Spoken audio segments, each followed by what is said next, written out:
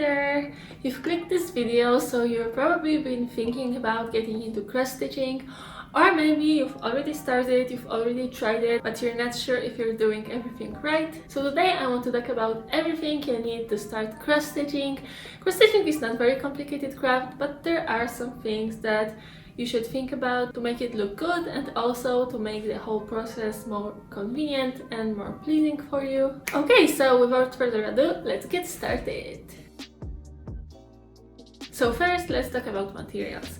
I made the whole video about all kinds of materials, so go check this out if you're interested. But today I want to just talk about very basic things that you will need to get started. So first, there's an embroidery floss. Embroidery floss consists of 6 strands and you decide how many strands you want to use. I will talk about it later, but basically it depends on what look you're going for. And so it's not a very good idea to use a regular floss, so I would definitely suggest getting embroidery floss. The most popular brand is DMC, and you can get it online or in your local craft store probably. And if you don't want to go for a full bundle, then I would suggest getting white and black and some colors that you think that you would need for the projects that you have in mind, if you have any. Every pattern that you can get online provides a set of colors that was used for this project, but usually you don't have to have the basic colors that are listed there. So I would suggest getting your favorite colors or colors that would work for some projects that you want. Second thing is cross-stitch needle. Again, you could use a regular embroidery needle, but cross-stitch needles are made very dull, so if you stab yourself it won't be as painful, and you will stab yourself, trust me. And also because it's so dull and kind of like a rounded tip, it slides on the canvas and aiming for the holes in the canvas is easier. And also they have very big eyes, so it's easier to thread them with multiple strands that you're gonna use. Third thing is the canvas. Obviously you need cross-stitch canvas, which is called Ada. Ada comes in various densities and colors. Obviously most popular is white, and that is what I would suggest getting at the start because it works for majority of projects and it makes colors pop more than colored canvas, so that's my go-to. And also when it comes to density, what density means is how many stitches you will get in 1 inch, and the most popular is 14 count, which means you get 14 stitches in 1 inch. And basically the lower density, the bigger crosses there are, and the bigger end result will be. And for me, I personally like lower densities more, so projects are smaller. Also the crosses are not so much in your face, so it looks more like packed and they look more like a square than like a cross. But 14 count is, like I said, the most popular, and I think it's a good balance between how difficult it is to cross stitch because the holes are not so small, but also the finished project looks good because it's not too big. So it's a perfect balance, so I would suggest 14 count as a start. And the last thing is an embroidery hoop. So it's not necessary to have an embroidery hoop, but it makes the process a lot easier, a lot more convenient. You don't have to hold the Ada to make it flat. Embroidery hoops come in different sizes and different shapes even. So most popular are round embroidery hoops, but my favorite are rectangular because most of the projects I make are rectangular, so it makes more sense to have a rectangular hoop. And when it comes to size, again, you should think about what you want to cross stitch and what size projects you want. If you want small, then just go for a smaller embroidery hoop, and if you want something bigger, then go for bigger. The most convenient is a hoop that would fit all your projects, so you don't have to move it around, unless you want to go for really big projects, in which case you will have to move it around anyway, so it doesn't matter that much. So it's everything that you need, and as I said, there are some gadgets and all kinds of aidas and special flosses and whatnot. So if you want to go more crazy shopping, then as I said, check out my cross stitch materials video, but for now let's move on. So now, obviously, you need a project to cross stitch. So again, I made a whole video about where to get good cross stitch patterns from, as well as how to make your own cross stitch pattern. So definitely you can check this out, but let me just tell you, there are a lot of good patterns on Etsy. There are some books and some magazines, and today I will use my pattern that I also sell on Etsy. So check my little shop out if you're interested. But anyway, there are a lot of different projects on Etsy, so you will definitely find something for yourself there, or maybe you already have your project prepared. Yeah, this is what the pattern looks like. As you can see, it's just a chart of squares, and basically each square will be one cross that you will make on your canvas. As I said, there are colors listed there, and for each design there is usually a size also provided, and most of the time it's for 14 count Aida, and this is what I also write on my designs, the size on 14 count Aida, and in my case is 14.2 by 10.1 centimeters, which in inches is 5.6 by 4 inches. So this is what I will cross stitch today to show you, or at least I will start, because it's a pretty big design. I will definitely not be able to do it in one day, but I've already cross stitched it, so I can show you at the end how it looks. Okay, so now let's prepare for the actual stitching.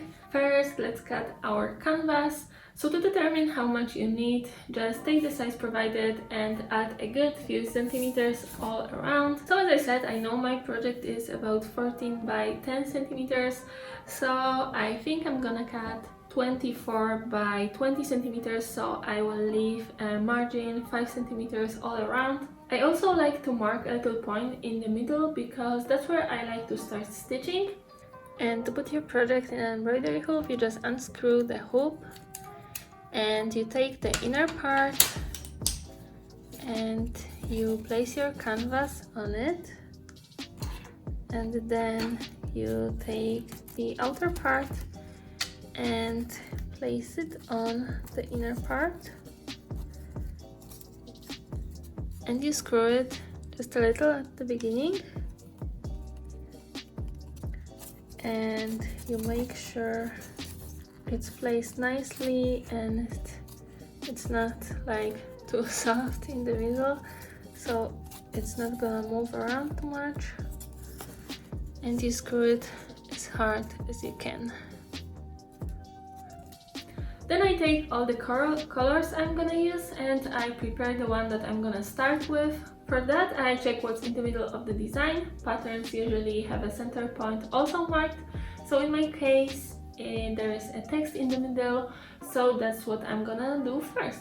Now let's cut a piece of floss. The best length is from your fingers approximately to your elbow. It's long enough to get a good few stitches but not get tangled. So I take some black floss and decide how many strands to use and separate it. A lot of people go for 2 strands, but I like a bit fuller look, so I like to use 3. I suggest just testing out 2 or 3 on a few stitches to see which one you like the best. I will just thread my needle with all 3 strands and tie a knot at the end. The knot is not necessary, you can just leave a little tail and it's not really gonna move, but I like to be super secured and tie a knot. If you use 2 strands, there is also another method that I will show you in a second.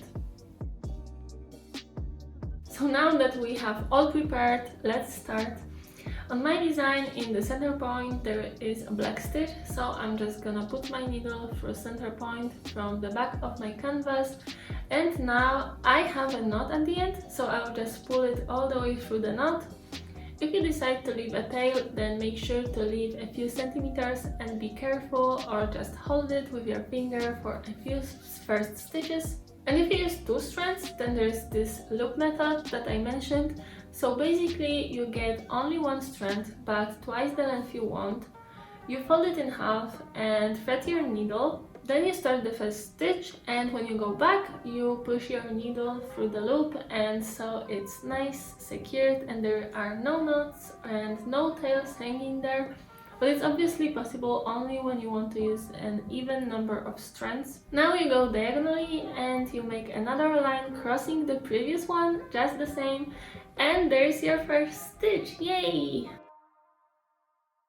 So the whole process when you have your pattern printed and you stitch on a blank canvas is called counted cross stitch, because you basically have to count how many stitches you have to make where. So in my case here I have to go 8 stitches to the bottom and then move to another line, and you just go stitch by stitch like that. One more tip that I have is the finished piece looks a lot better when stitches are identical. So for example, if you decide that the bottom line is the one from the top right corner to the bottom left corner, you make all the stitches like that to make it work and not waste too much gloss. When you have lines of stitches to do, it's better to make one side first all the way through and then the other line.